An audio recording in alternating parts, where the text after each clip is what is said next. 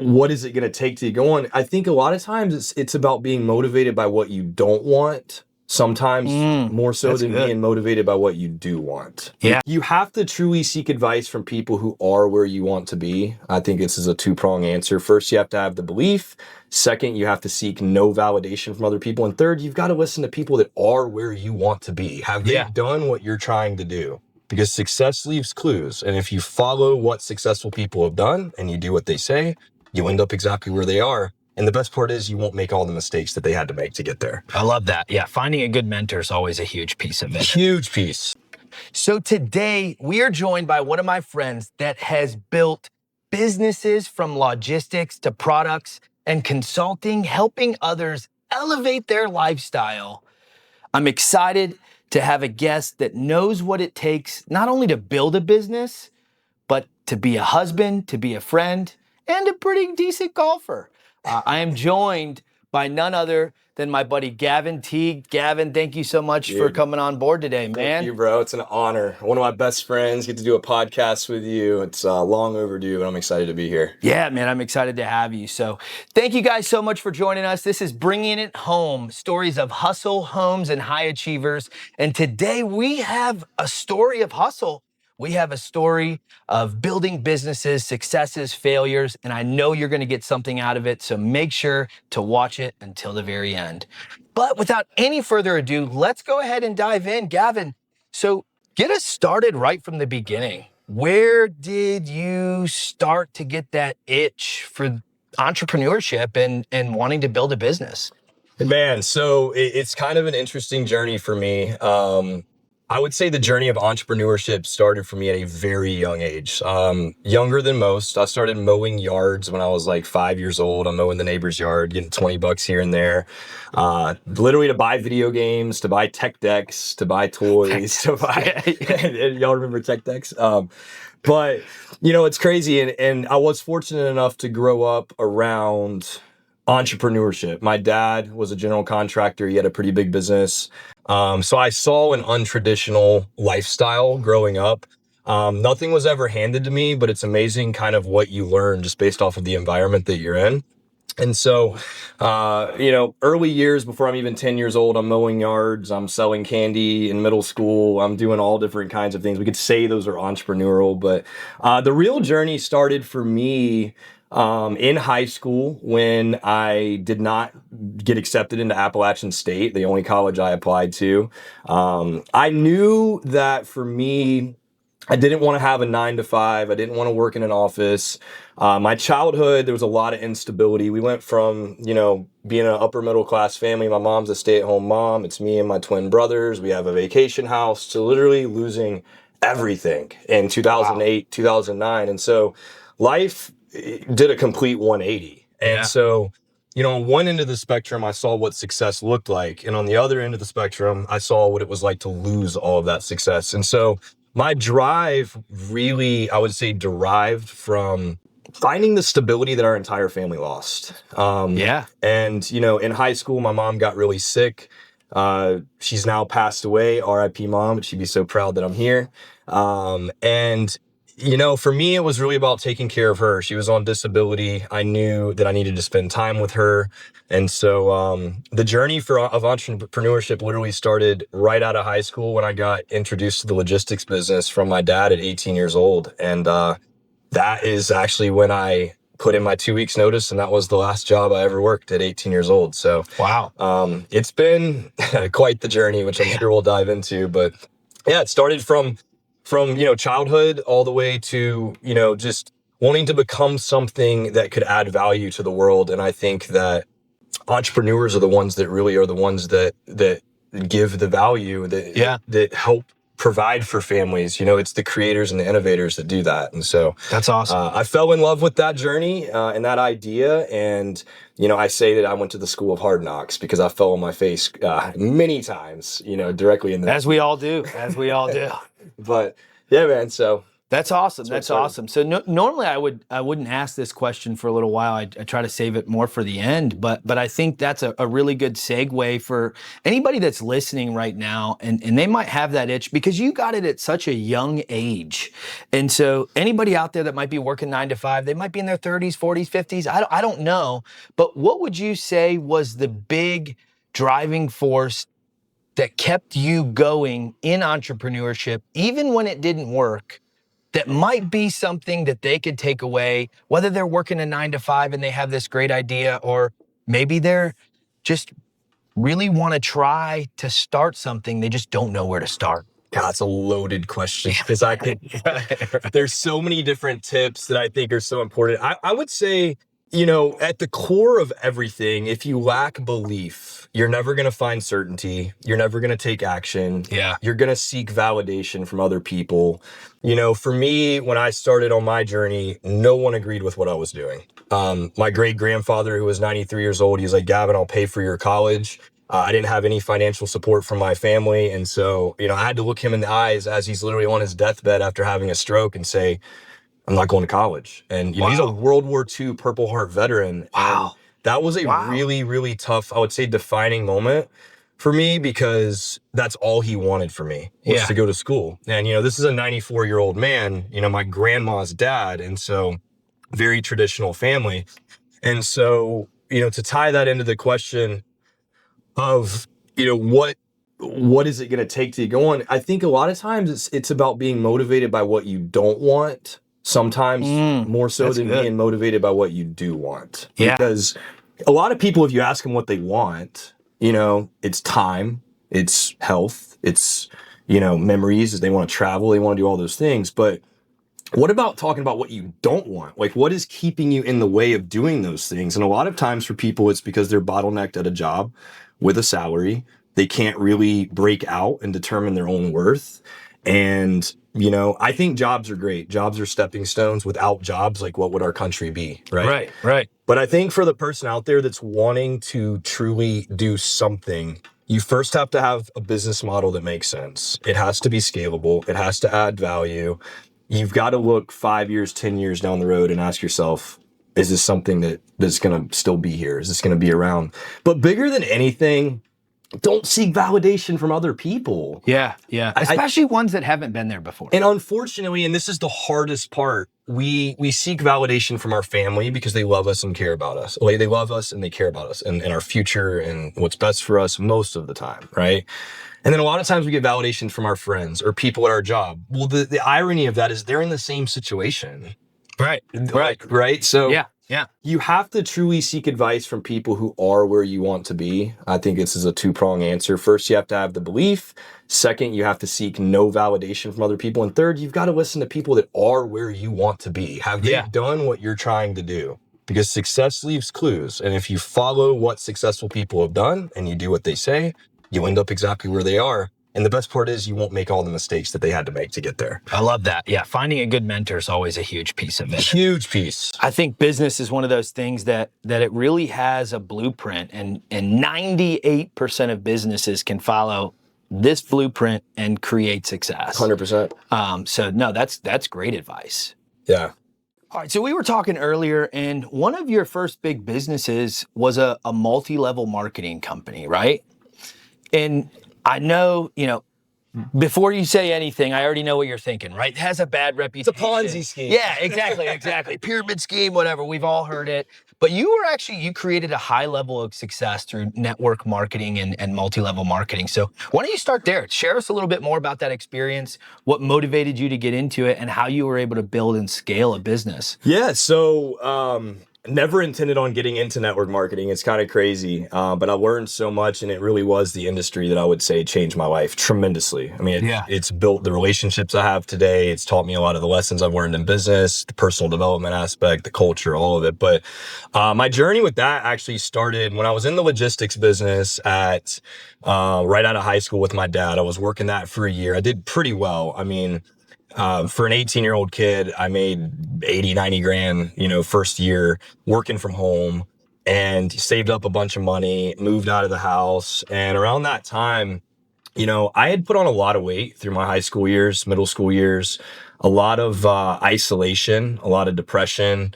Didn't play sports because honestly, I felt inferior. I was bullied a good bit, never took it really personal, but I was definitely overweight and got picked on for it. But I was always like confident enough in myself that I knew who cares what other people say? Right. Like I've already been through the hard shit. When I was a kid, okay, call me fat, cool. I know I'm fat. Who cares?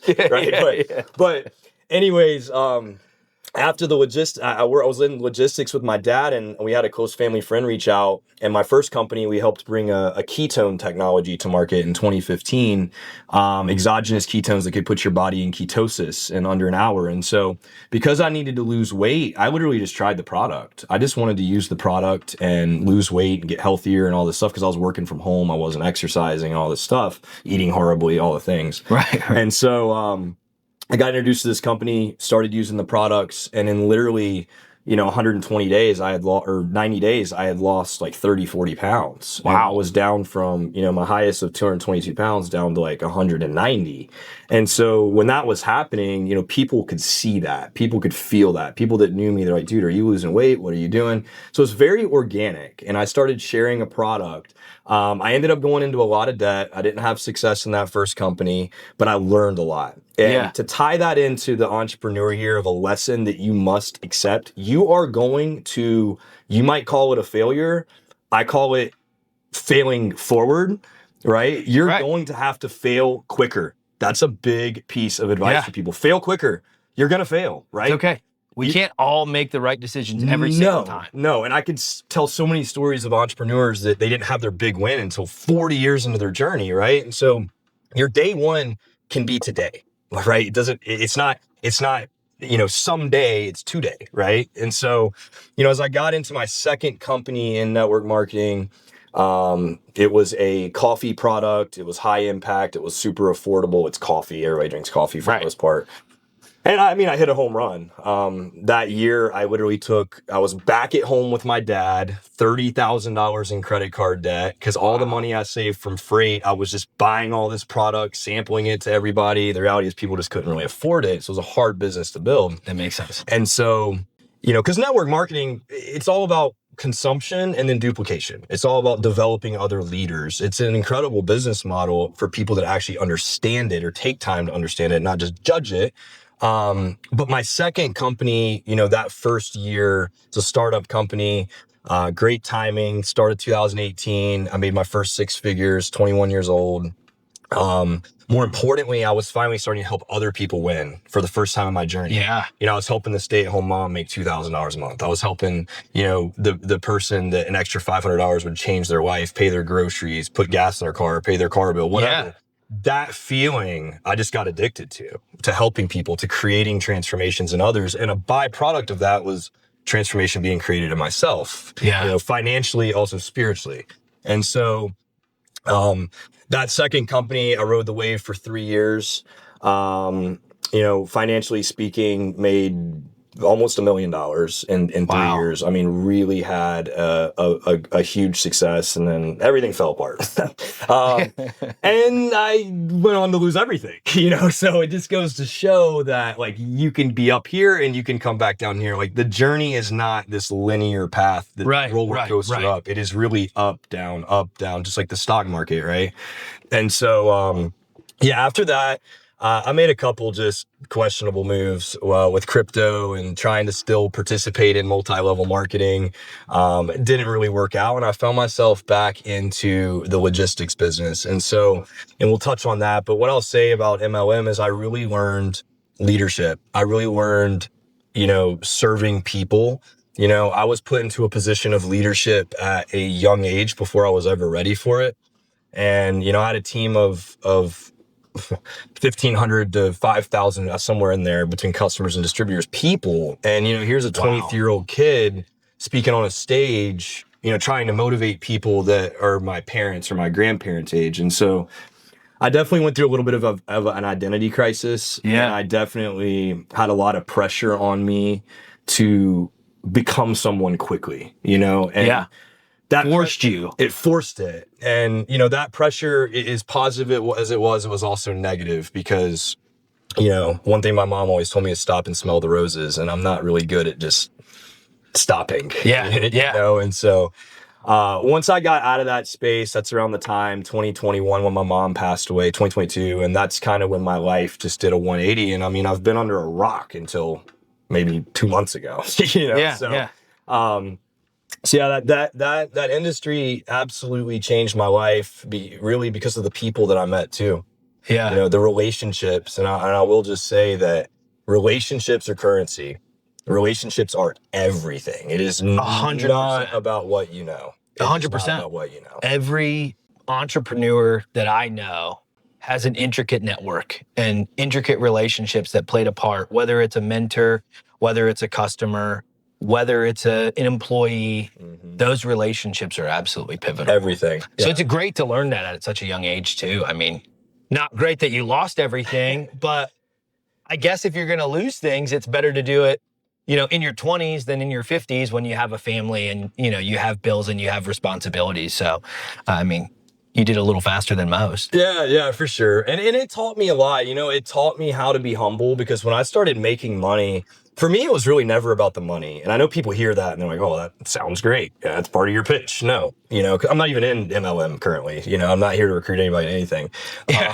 But it's interesting because losing everything really taught me gratitude. It helped lead me back to God.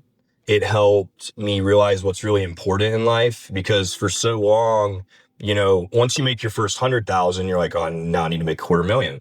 Then you get to $250,000 and then it's like, well, I need to make $1 million. For me, it's not about the and I'm sure you would agree with this. We're so similar. It's not even about the destination. It's just when more is available, you go after it. We go after it. You have to.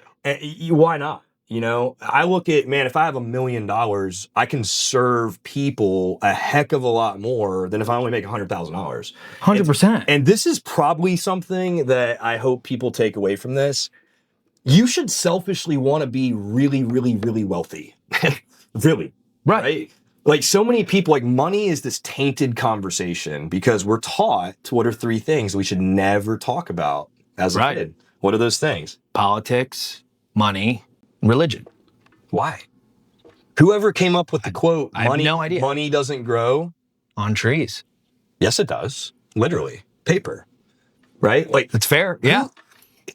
The reality is broke people came up with quotes and passed them down. Yeah.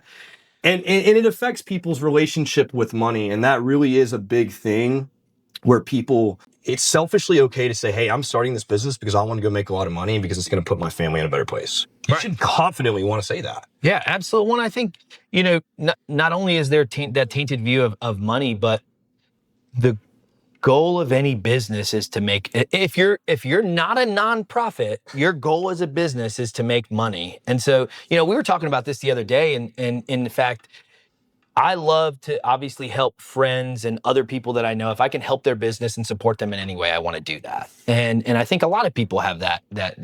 But the idea of asking a friend for a discount, right, on their business, that they have margins, they have employees, they have overhead, I would never do that because I also understand business. So I think it's hilarious when people do ask that. I take pride in paying full price. Yeah, if somebody offers it, great, sure, I might take it. I might not say no to savings, but I'm never going to ask for that. No.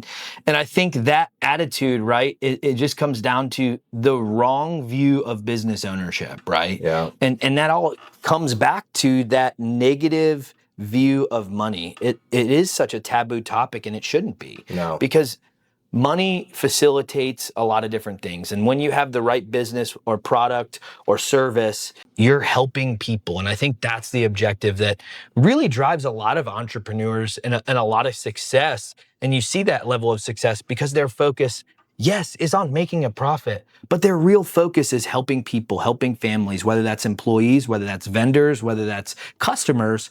There's plenty of families that can be helped in the right business when you have the right model. Yeah, in any business, I mean, the motto is simple: make a friend, find a need, solve a problem. Done.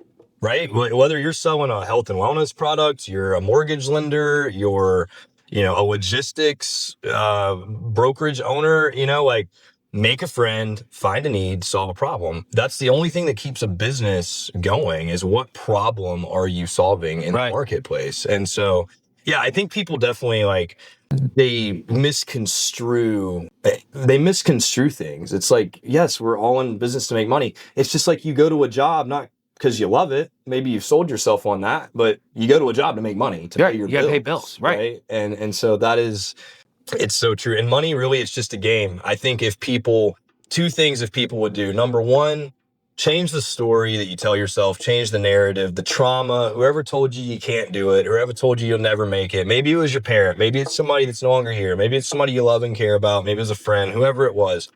Throw it out the window. Throw the story out the window you've been telling yourself for so long. Get rid of the trauma, heal that, right? You have to change the story. I think so many people just suppress so much because we live in this world where vulnerability is almost shunned. Right. Like, especially with men.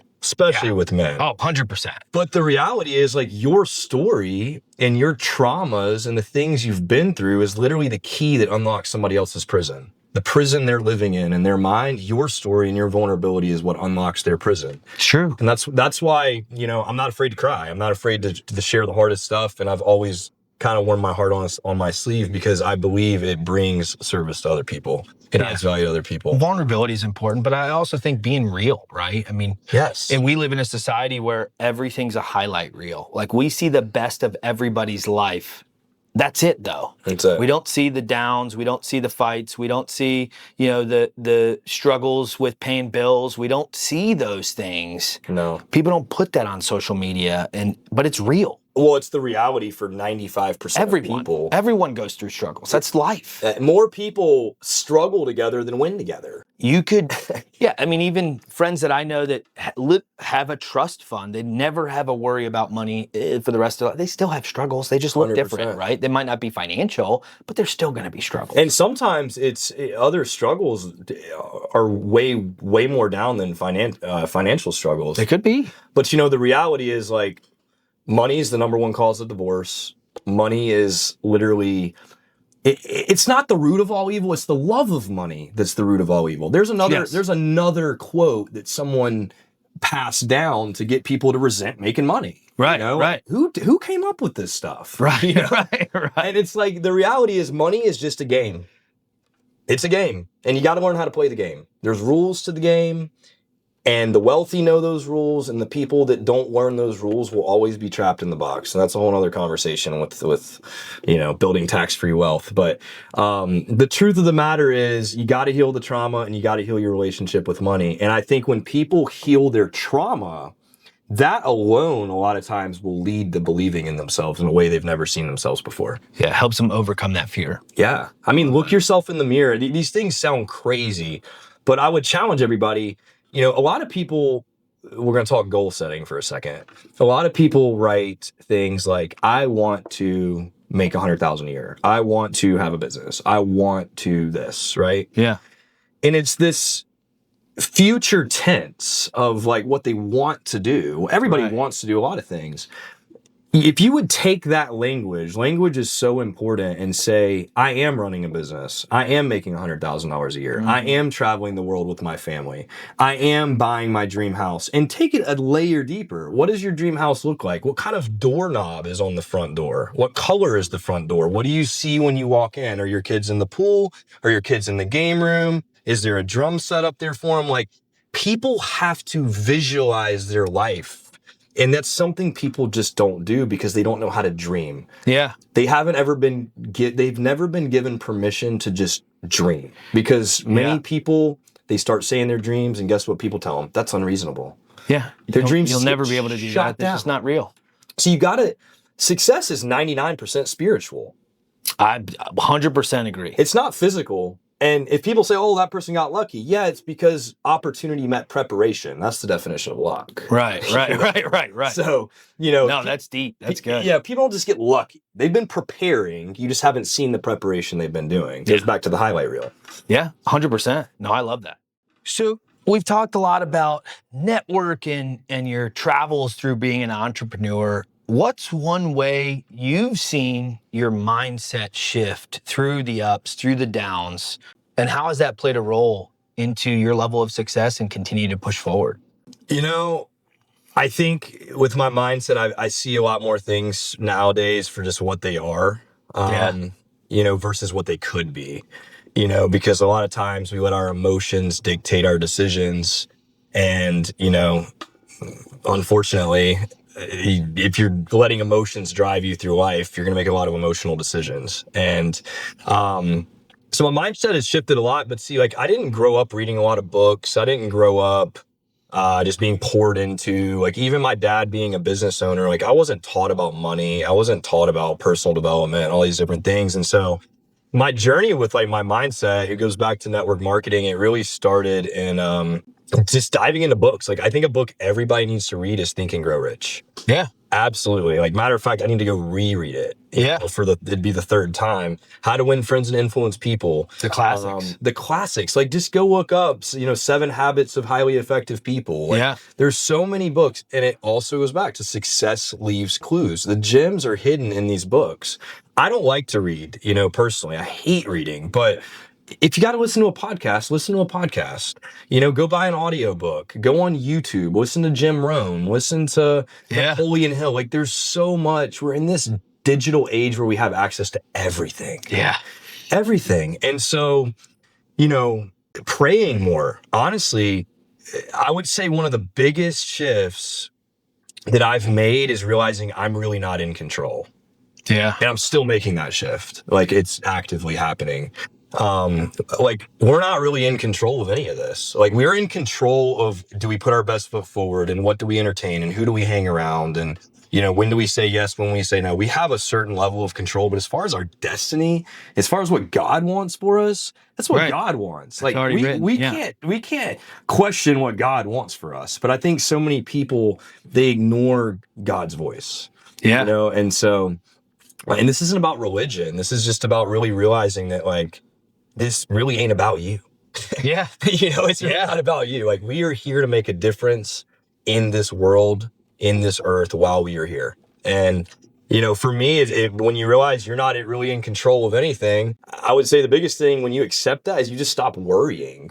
You stop caring what people think about you. That's the biggest thing that holds people back in their mindset. If we're being honest, it's, what if I do something and it doesn't work out? What are people going to think about me? Yes. What are people going to think about me? That's actually it. I don't think it's the fear of judgment versus the fear of actual failure. People are actually afraid of failing. And you know why I know that? Because, how many times do you bowl a bowling ball and you don't get a strike? How many times do you shoot a basketball and you don't make the shot? How many times do you do things where it's not a success? Do you sit there and beat yourself up, or do you just shoot the next shot? Right. I keep going golfing, and I'm still not on the PGA Tour. We suck, arguably, and we still golf every single week, right? So the thing is like, when you understand that, it's powerful. Like, I so agree with that. People are more concerned about what people think about them if they fail than they even are what they think about failure themselves. itself. Because, like, think about it. Like, we're actually conditioned from the time that we grow up. As a kid, think about this. Like, you start off crawling. Does that baby just give up on walking because he stumbles? No. After 3 years, he's running through the house, or she's running. And you're like, oh my God, like, I can't even keep up with him. Yeah. I bet they're running around your house right now, probably. Right now. But it's crazy. You have to literally not care what people think about you. Now, seek counsel from people that do love you truly, that are where you want to be. I think there's something you can learn from everybody. Yeah. Whether it's something you shouldn't do, don't want to do, or it's something you should do. I think that there's always learning to be had in every situation, which is why I try not to judge people. I try to be accepting and just learn. Yeah. And so you can't worry about what people think of you. And I think, we had talked about this a little bit already, but I mean, I've changed seek counsel to seek wise counsel, right? Mm-hmm. There's so many influences from, whether it's online, social media, everybody's got an opinion, everybody writes about it, and nobody's opinion matters unless they've done it, unless they've been there. It doesn't matter, right? Because they don't know what it takes, what it took, and how to get there. And so I think that's huge. No, I think that's really great advice. And this is another thing too. Like, most people, they take all this advice from people who aren't even paying their bills. Right. And I think that that's just fascinating. It's like, you take all this advice from somebody, but are they paying your bills? Are they buying you groceries? Are they cooking you dinner? Are they doing anything? Why do people hold so much weight in other people's opinions? I don't know. And I think it's because nowadays everybody has an opinion. Everybody is sensitive as shit about everything. It's so easy to get it out there. Yeah. Yeah. And people are just kind of just balled up because they're just like, what do people think? Right. I mean, and it's hard. I mean, like, I would be lying if I said that I didn't struggle with that multiple times and still to this day struggle with that. Wow. I have multiple things right now that I'm actually really excited about in the business world that I'm worried about putting it out there because I'm worried about what are people going to think if I'm not doing this in a year? What are people going to think if this doesn't work out, and in the journey of like network marketing and all the different career switches, and there's things we didn't talk about, life insurance, solar, all the other things in between, right. Like, trust me. And I came out publicly with all of that. So a big part of like my breakthrough, I'm breaking through this exact thing right now. Like 90 the hesitancy to get it out. And 99% of this podcast is literally just me talking to me. Right. Hey, that works. So obviously you've been able to create high levels of success. Is there one habit or practice that you do that you think has led or helped, aided you along the way of entrepreneurship? Outside of having a short memory, I think that's always great.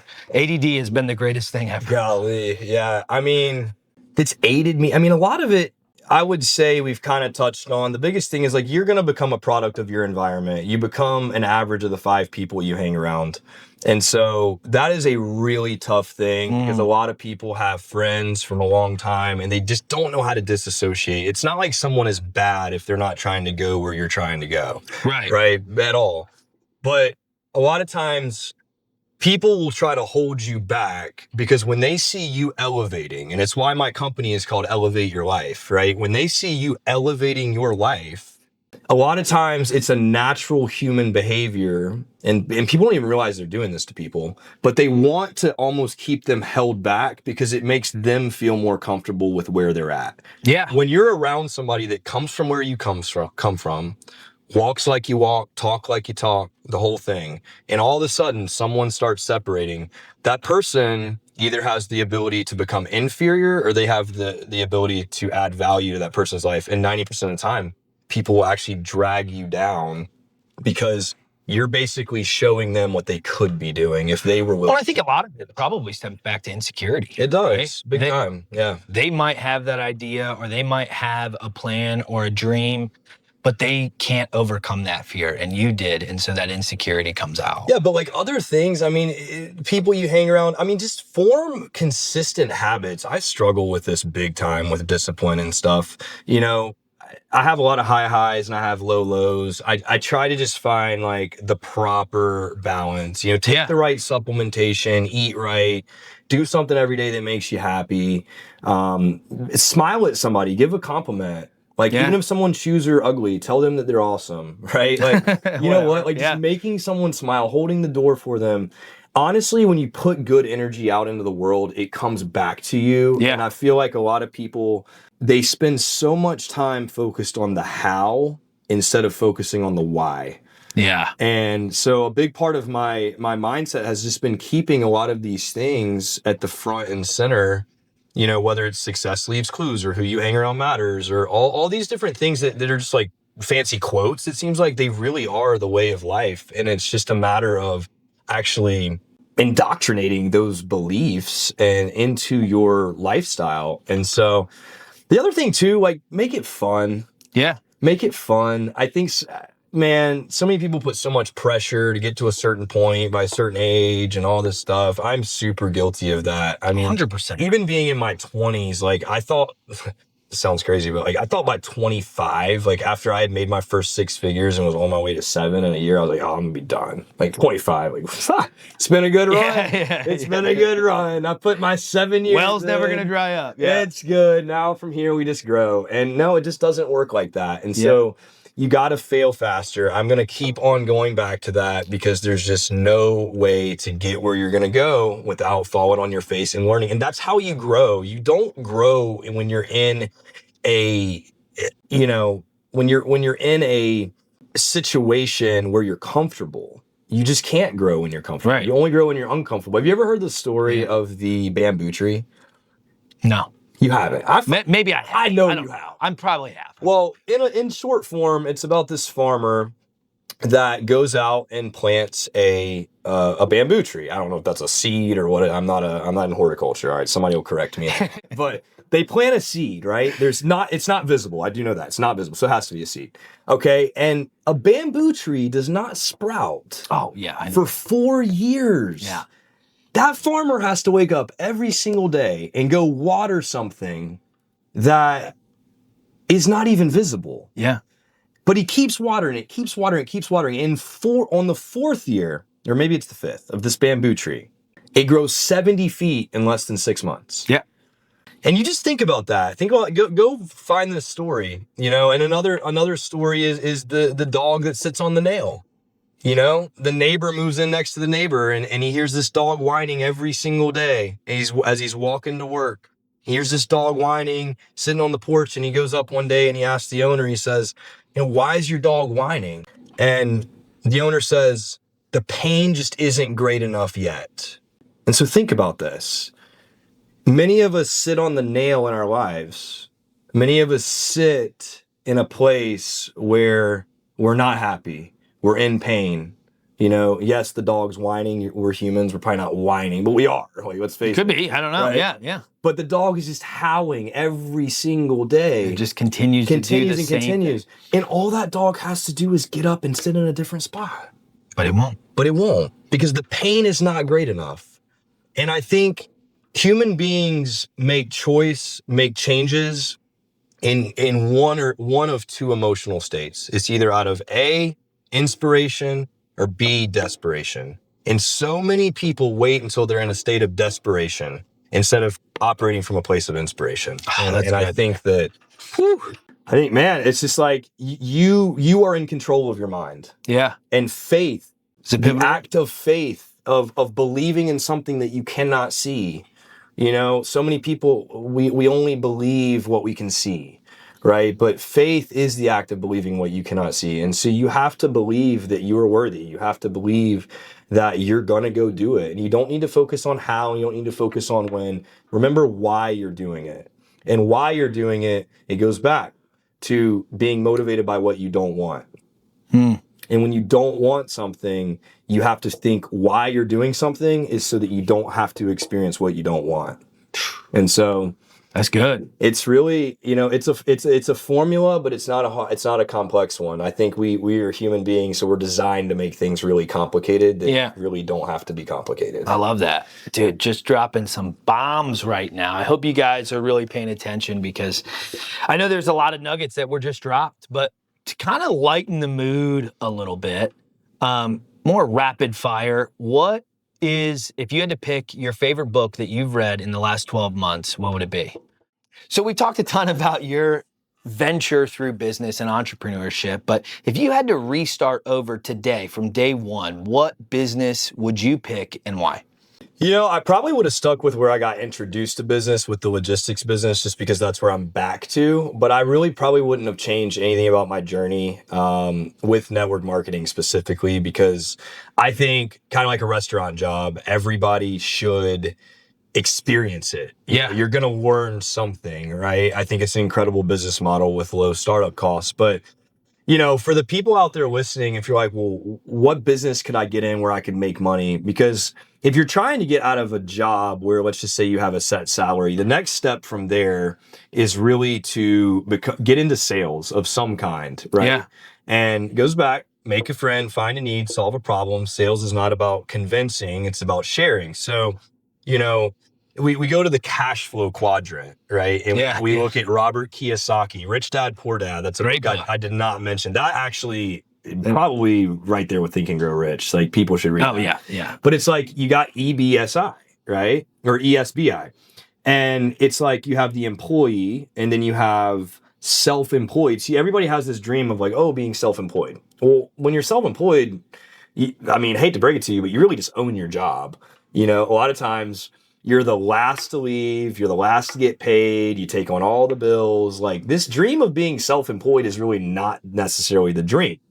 You can actually become a business owner by being smart with your money, even if you are an employee. 100%. Right? I see that all the time with helping people invest in real estate and create wealth while still having a 9 to 5. Yeah. But see, a business owner is when you actually have systems. It's when you actually have leverage. It's when you're actually a business owner. You don't just own your job. And so, and then of course being an investor, right? Like it's when eventually your money is making you money and you're living your lifestyle off the money that your money's making. And that I think is like the epitome of freedom when you have all of your time and you're no longer trading time for money. So you're either going to, like, at the end of the day, you're trading your time for something, right? Right. And at all times, like, we are trading it for some exchange of value. And so you got to be really conscious of what your time's worth. I think a lot of people, they don't really break it down and think like, man, I'm making at my job, like I'm doing all this work and I'm making $250 a day. Like, is that, like, break down how much money you make to the hour, right? Yeah. Like, but to go back, business models for those out there watching that I think would be valuable, things that are essential and that are not going away. Real estate and the mortgage industry is phenomenal. People are going to always need a place to live. I think there will be a lot of shifts in the industry, just like there will be in a lot of industries. The insurance industry, insurance isn't going away. Dates back hundreds of years. Renewable energy, there's a lot of opportunity in that space. I think we're a little early in some areas, but I think that it's propped up. AI is an incredible Blowing up. AI, the tools we have our hands on today versus like when you and I probably in our infancy stages in business, like, dude, you can use AI to literally create you a whole business plan to post on social media for you, to come up with captions. You can literally, like, you almost don't even have to think for yourself anymore, which is actually scary. It's pretty crazy. But I would argue that people have no excuse. Like, 100%. They have no excuse. And, this might sound a little bit heartless, but I don't even feel bad for people anymore. Yeah. I feel bad when people genuinely are struggling because of unforeseen circumstances. I'm not being insensitive, but I don't feel bad for people that just want to sit on the nail and not make a change in their life, because YouTube University, ChatGPT, we have so much free information. Go follow the guy on Instagram, the School of Hard Knocks, right? I mean, I'm sure you've seen him. Yeah. What is his name? That he literally, it's around the tip of my tongue, goes around interviewing all the most successful billionaires. You know what? You know where I get my personal development from when I'm not like reading a book? That, right? Watching interviews of successful people, watching podcasts, watching stuff like that. You can pick up a nugget. It's not about how you pick up the nugget. That's all it takes. Yeah, and you also got to implement, okay? Like, information is only good if action is taken. If you break down the word information, informed action. Okay, you've been informed of it, but are you going to take action? Yeah. Right? That's good. Information, language, it's English. Like, break it all down. Television. People watch television 24/7. Tell a vision. Like, they're telling you the vision they want you to believe. I don't even watch TV. I don't even have cable. And I would encourage you. Well, I'm glad I didn't ask that question of what your show is right now. No, I do. Guilty pleasure series. We do have Netflix, but I fall asleep, or I end up feeling guilty and feeling like I shouldn't be watching it or something. That's just my own thing. You got to turn it off at some point. I agree. And find the balance, truly. Happy Gilmore 2 is a great movie. I like a lot of movies. Wolf of Wall Street, what a classic. Oh, classic. That just goes to show, like, that guy literally... I forget what Jonah Hill, but was that even Jonah Hill? Jordan.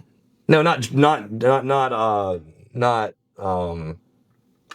I'm talking about the guy where he's like, sell me this pen, and he's like, he really made that much money, and he quit his job, right? Yeah. Right. He took a risk. Mm-hmm. He took a risk. So I think there's like movies actually foreshadow great things, but get in a business that makes sense for you. Believe in what you're selling, whether it's a product or a service, and how it can add value to people. And before you make a decision, ask for proof. If you're listening to people that are like selling you on how great something is, ask them for their tax return, right? Right. Like just Yeah. cut the shit, because people will tell you all this stuff and show you the highlight reel. I'm just like, show me your 1099, dude. And it's amazing how many people, like, why would you not show? You're talking about how much money you make. You're talking about how successful you are in this business. Let's see it. Let's see it. I think it's a valid question. Documentation trumps conversation any day of the week. So I'm like, show me the 1099. And they're like, oh, well, they have a good story about how they hadn't filed taxes in 4 years. Okay, bro.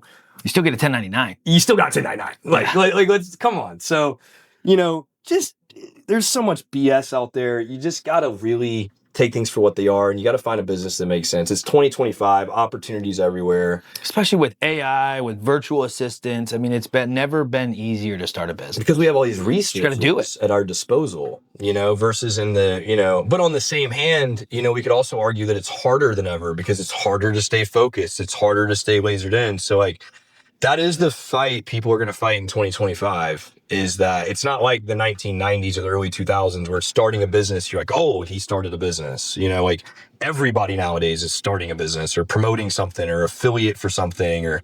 Yeah, it's true. And so like the space has been diluted. So you really got to have tunnel vision. You got to lock in on whatever it is that you're doing and create that success. Get out of your job, get your time back. If that's your goal, right? If that's your goal, right? Like maybe people watching it, like, may not be their goal. It may not be, and that's okay. Like it's perfectly fine. A lot of people I know, my wife works a job. She loves it. It makes her happy. It brings her fulfillment. She makes good money. She's doing her passion. There's nothing wrong with a job. Nothing.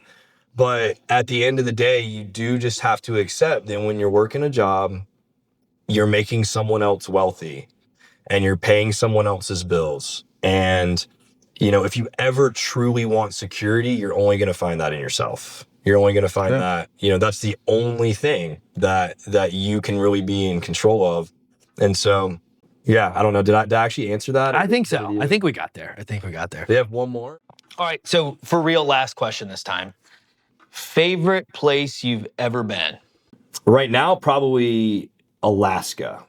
Ooh, okay. Yeah, Alaska. I've done it 3 times, once a cruise, once in the winter, once in the summer. So I've kind of seen it for all the environments. But, travel is so important. It's so, so, so important because when you're able to get out of your environment and see the world, it does something special to your mind. Yeah. And so many people, they make it so much harder than it is. Like, yeah, maybe you have kids, maybe you have dogs. Look, bring your kids with you and show them the life you want them to live one day. Right? Or get a babysitter and put your dogs in pet care. Go take a trip with your husband, your wife, or if you're alone and solo, like go take that trip because, the $1,000 or $1,500 or whatever it is that you spend to take like a weekend getaway, it really will remind you what you're working for. And so travel is very important from a cultural standpoint for meeting other people, getting in different environments. But I've definitely done a lot of U.S. travel. I've never been to Europe. I've been to Mexico a ton of times. I've been to Hawaii, but I've never done Europe. So that, Europe. That's awesome. Yeah, it's on my list too. I've never been to Europe. I've been to Canada, been to Mexico. Never. Maybe we'll do a little dual trip. Go have some French wines and. Yeah. Why not? Whatever else cheese they have. I don't know. Bread. I don't know what they have there. That might be. That'd be fun. We'll do it. We'll do it. Awesome. Well, thank you so much for joining us, Gavin. I hope you guys got a lot out of it. Was just absolutely spitting knowledge. So if people are out there and they've resonated with something that you said, or maybe they have some questions, how can they find you? Hit me up on Instagram. I mean, I'm sure I'll be tagged, but the Gavin Teague, just like my name. I am all about just literally helping people. If people have questions, I do some paid consulting and stuff, but I'm not here to do that. If you have a question, jump in my inbox, ask a question. If there's something we didn't cover, there's something you want to dive a little bit deeper with that you resonated with. I'd love to do that. Love to have a conversation. I'll shoot you my phone number. Here in Charlotte, get coffee, eat some lunch, come play golf with Trevor and I. There we go. Whatever, man. We'll make it happen. But dude, I just want to tell you, seriously, like as your boy, thank you for just being the friend you are, the dad you are, the leader you are. and, you know, creating a platform like this really truly to go help people. Yeah, Like, no, you're not thank you, getting man. paid from sponsors. You know, it's the No. middle of a day on Wednesday. You could be making money, closing deals, but your priority right now is being a servant leader, and that's what makes you special, bro. So Thank you, man. No, thank you. I wanted to thank you for having me here. I love it. I'm so glad to have you. I hope you guys got something out of it. If you like this episode, make sure to hit that like button, subscribe. There'll be more episodes. Every Friday, we try to get one out with a new entrepreneur. They could be an investor, but they're always going to drop knowledge for you to start implementing in your life. Thank you for joining, and have a good one. Peace and love, guys.